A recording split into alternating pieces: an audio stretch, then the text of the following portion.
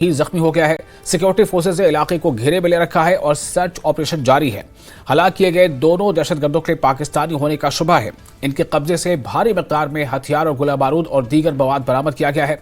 SSP Kathua इनायत चौधरी के साथ साथ डीआईजी जम्मू कठुआ रेंज सुनील गुप्ता की गाड़ी पर भी हमला किया गया है।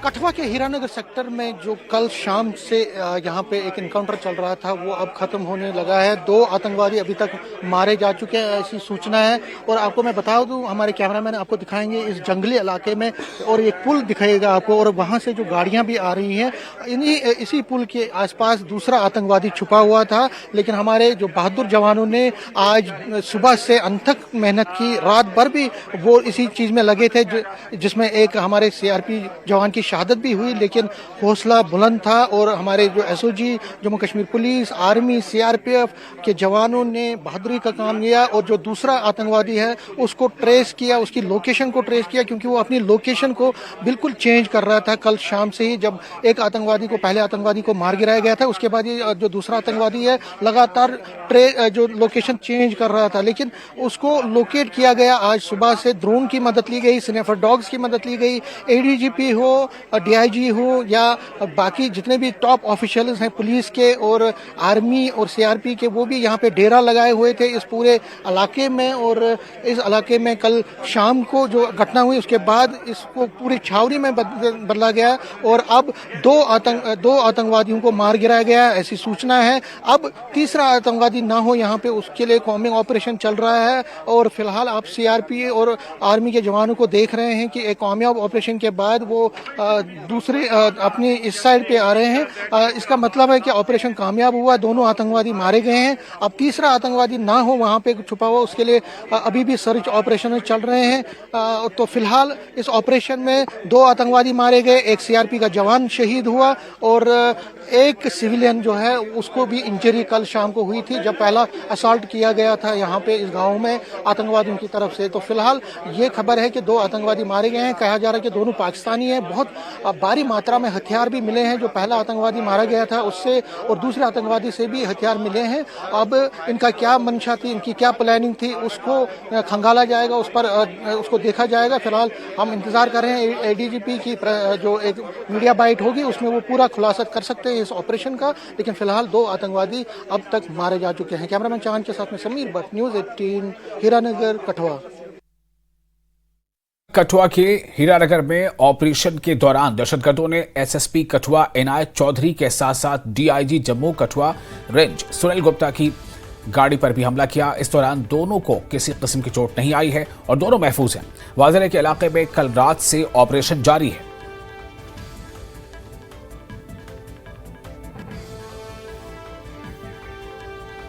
और इस बीच भद्रवाह के छतरगल में भी सिक्योरिटी फोर्सेस का सर्च ऑपरेशन जारी है। इलाके में कल रात दहशतगर्दों ने फौज की एक चौकी पर हमला किया था। इसमें 4 से 5 सिक्योरिटी एहलकारों की खबर है, मगर इस हवाले से बाकायदा तौर पर तस्दीक होना बाकी है। इलाके में बड़े पैमाने पर सिक्योरिटी एहलकारों की तैनाती और सर्च ऑपरेशन जारी है। डीआईजी डोडा रामबन रेंज श्रीधर पाटिल भी भद्रवाह पहुंच गए हैं।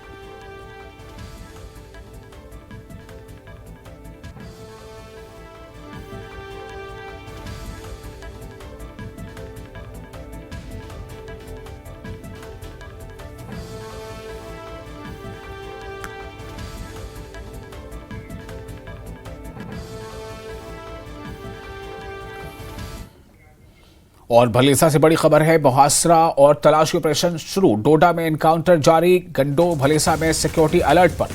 इस वक्त की अहम खबर आपको दे रहे हैं। भलेसा से बड़ी खबर, मुहासरा और तलाशी ऑपरेशन शुरू। डोडा में एनकाउंटर जारी है, गंडो भलेसा में सिक्योरिटी अलर्ट पर है।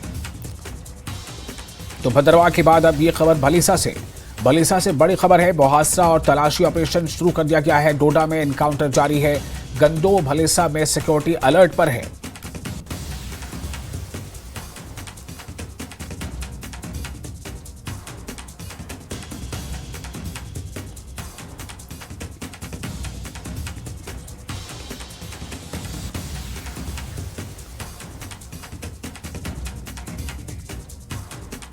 और कठुआ में दहशतगर्दों और सिक्योरिटी फोर्सेज के दरमियान एनकाउंटर के पेश नजर सिक्योरिटी फोर्सेज ने पुंछ शहर के मजाफात में तलाशी मुहिम चलाई। इस मुहिम का मकसद इस बात को यकीनी बनाना था कि लाइन ऑफ कंट्रोल के दूसरी तरफ या जिले में मौजूद दहशतगर्द कोई मजमूम कार्रवाई न कर सके।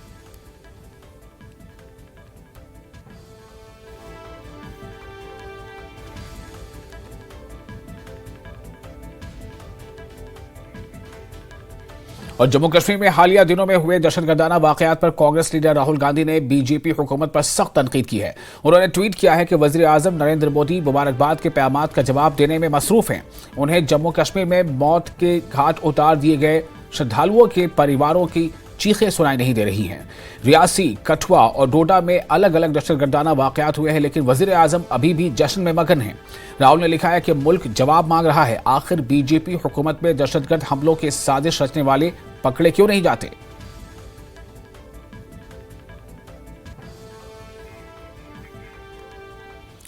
और साबिक डीजीपी डॉक्टर एसपी वैद ने कहा है कि जम्मू डिवीजन में हालिया दहशतगर्दाना सरगर्मियां तशवीशनाक हैं। डॉक्टर एसपी वैद ने कहा कि पाकिस्तान चाहता है कि सिक्योरिटी फोर्सेस को कश्मीर डिवीजन से हटाकर जम्मू डिवीजन में तैनात किया जाए ताकि वादी कश्मीर में सरगर्म दहशतगर्दों पर दबाव कम किया जाए। उन्होंने कहा कि जम्मू डिवीजन की टोपोग्राफी को मद्देनजर रखते हुए आईबी और एलओसी पर काउंटर इन्फिल्ट्रेशन ग्रिड को मजबूत करना जरूरी है। जम्मू डिवीजन में पिछले कुछ दिनों से टेररिस्ट की एक्टिविटीज में काफी इजाफा हुआ है। आखिर पाकिस्तान का प्लान क्या है और इस तरह की जो गतिविधियां हैं टेररिस्ट की, उनको कैसे रोका जा सकता है, इस पूरे मामले पर हमारे साथ बातचीत करने के लिए मौजूद हैं सिक्योरिटी एक्सपर्ट और फॉर्मर डीजीपी एसपी वैद। वैद साहब, सबसे पहले ये जानना चाहेंगे कितना बड़ा कंसर्न होना चाहिए ये जो जम्मू संभाग में, खासतौर पहले हमने देखा था राजौरी पुंछ में होता है, वहां तक रेस्ट्रिक्टेड था, अब ये रियासी, कठुआ, डोडा दोबारा से ये मिलिटेंसी की एक्टिविटी शुरू हुई। कल रात को कठुआ में हीरानगर में हुआ कूटा मोड़ के पास, ये दिखाता है कि कोई एक और नया ग्रुप अंदर आईबी सेक्टर से आया है। उनकी स्ट्रेंथ कितनी है, 3 है 4 है, मुझे नहीं मालूम, वो वहां के अफसर मौके पे जानते होंगे। तो ये दिखा रहा है कि कोई ग्रुप आया है और कल रात एनकाउंटर में एक टेररिस्ट मारा गया है और रिपोर्ट्स के मुताबिक ये सीआरपी वाला भी शहीद हुआ और कुछ सिविलियन जख्मी हैं। इसी तरह डोडा में जो शत्रगला भद्रवा के इलाके में कल रात को कांटेक्ट हुआ, वो रिपोर्ट्स के मुताबिक वो ग्रुप 6-7 लोगों का, टेररिस्टों का है जो आईबी सेक्टर से इन्फिल्ट्रेट हुआ है और उसने बसंतगढ़, उधमपुर के बसंतगढ़ इलाके में यहाँ से गया है और वहाँ उनका कांटेक्ट एक बीडीसी से हुआ था, जहाँ एक बीडीसी वाला कुछ 10-15 दिन पहले शहीद हुआ। वही ग्रुप लगता है आगे 2 में डिवाइड हो गया, एक कठुआ की पहाड़ियों की तरफ गया और एक भद्रवा की तरफ गया। लगता है जो कल रात कांटेक्ट हुआ ये वही ग्रुप है और इसमें 4-5 रिपोर्ट्स के मुताबिक 4-5 टेररिस्ट हैं। तो जरूरत है ये जो अंदर आ चुके हैं इनको जितना जल्दी हो सके इनको न्यूट्रलाइज किया जाए। इसमें लोकल लोगों की मदद भी लेनी चाहिए, जेएंडके पुलिस को और आर्मी और जेएंडके पुलिस और सिक्योरिटी फोर्सेस को मिलकर इनको जितना जल्दी हो सके न्यूट्रलाइज करना चाहिए। दूसरा, इन्फिल्ट्रेशन नहीं होनी चाहिए। इन्फिल्ट्रेशन चाहे वो आईबी सेक्टर से हो रही है या राजौरी पुंछ में एलओसी से हो रही है, इसमें देखिए जम्मू रीजन में लोकल टेररिज्म नहीं है, पिछले 15 साल से यहाँ कोई टेररिज्म नहीं है। तो ये जो हादसे हो रहे हैं ये उन लोगों की कारकर्दगी है जो पाकिस्तान से फ्रेश अंदर आए हैं। तो इनको ये कदम, जो भी कमांडर्स हैं उनको ये कदम लेने चाहिए कि इन्फिल्ट्रेशन और ना हो। वीडियो जर्नलिस्ट नारायण दत्त के साथ मनोज कौल, न्यूज़ 18 जम्मू।